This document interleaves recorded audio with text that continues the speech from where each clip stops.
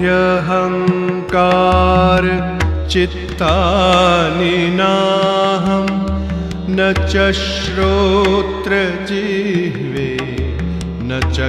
घ्राणनेत्रे न च व्योमभूमिर्न तेजो न वायु चिदानन्दरूपः शिवोऽहं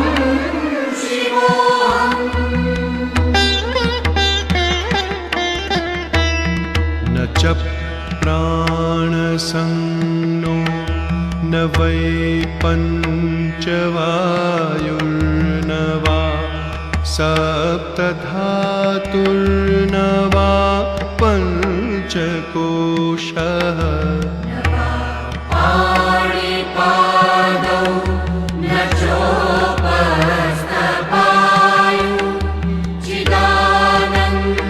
चिदानन्दरूपः शिवोऽहं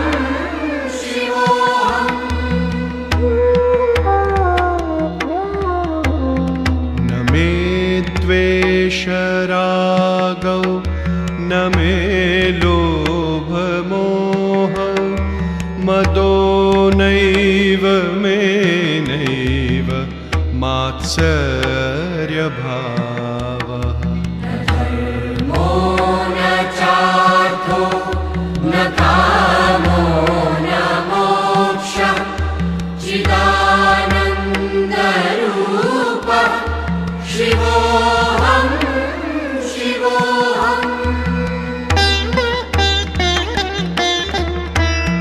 न पुण्यं न पापं न सौख्यं न दुःखं न मन्त्रो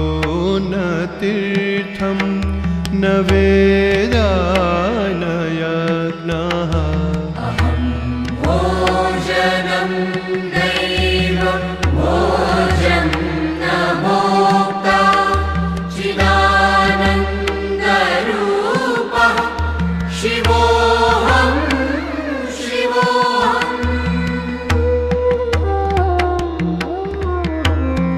न मृत्युर्न शङ्का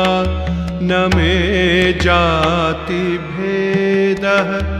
पिता नैव मे नैव माता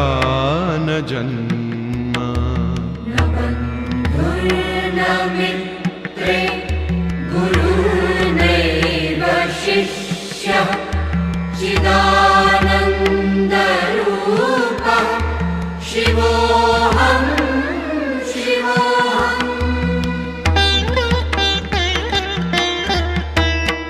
अहं निर्विकल्पो निराकाररूपो